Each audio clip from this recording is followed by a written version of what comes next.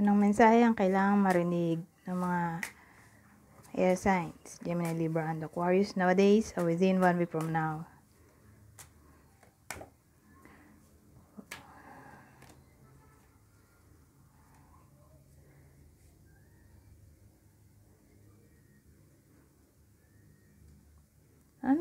Anong klaseng combination to?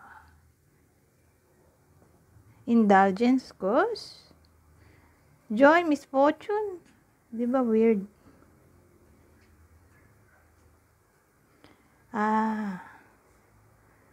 Parang karma to. So, kakarmahin yung someone na kinainisan nyo. Gumawa ng masama sa inyo. Kaya magsasaya kayo. So, magkakaroon ng misfortune sa buhay. Nung someone na hate mo o hate ka. Okay?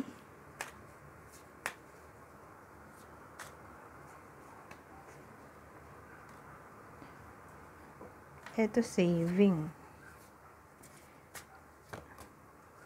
Live and learn. So, matututo yung iba sa inyo na mag-save ng money.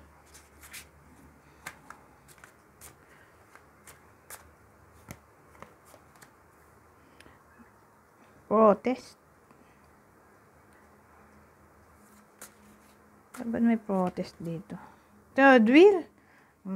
Protest third wheel. Aawayin ng iba sa inyo yung partner. Kasi may third wheel.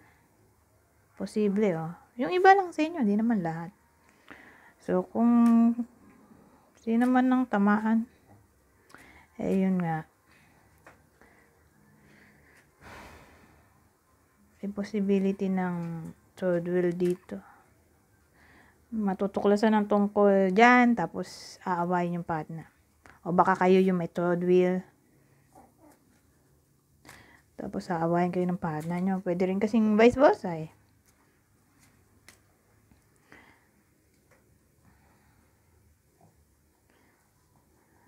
Ito hindi nakita. Yaman mo na. Libation. Donation. Prayer. Religion. Well, yung iba sa inyo, hindi naman lahat, ay magiging barat. Hirap gumawa ng good deeds. O mag-pray. O maging religious. O maging generous. So, ganyan.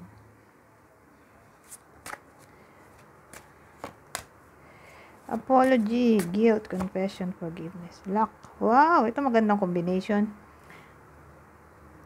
May magsusorry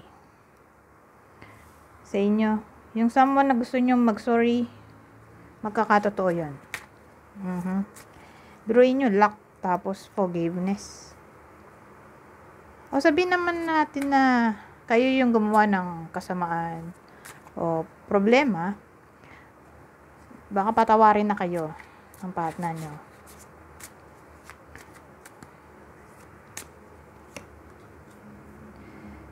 Promise. Confirmation assurance.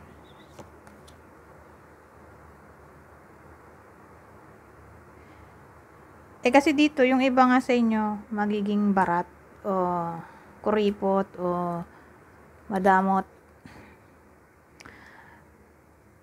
So, for some reason, kung sino man yung tamaan na yon, ay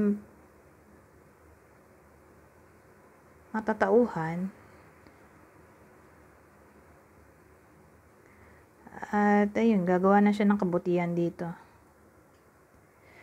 Siguro magsisimba na siya. O magiging religious. O magiging generous. Kuha tayo ng ibang deck. Maiba lang. Ano kaya maganda?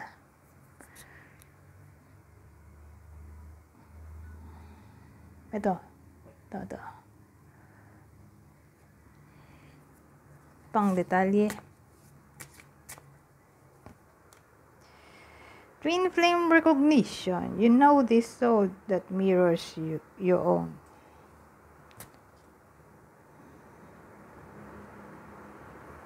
Well, yung iba sa inyo, kung single lang ha, baka makita na nila o makilala na nila ang kanilang twin flame. Ewan ko kung naniniwala ba kayo dyan. Pero sa naniniwala sa twin flame, baka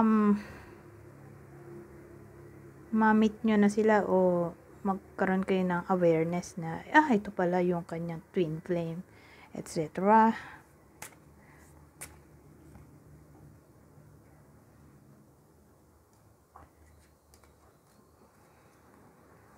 Mamaya na natin ito basahin ito muna.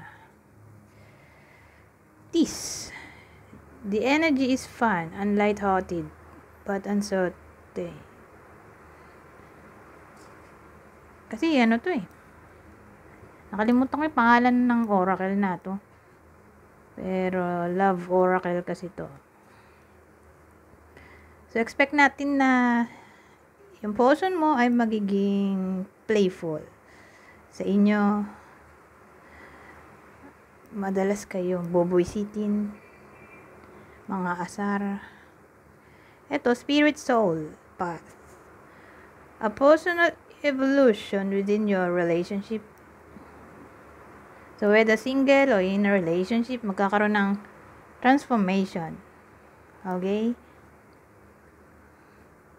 So sabihin natin, nag-aaway kayo ng partner mo, baka magkabati na kayo.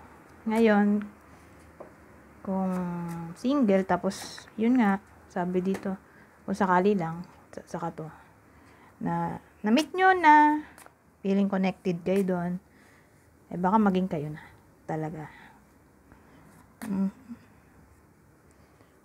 Kaya lang, within 1 week.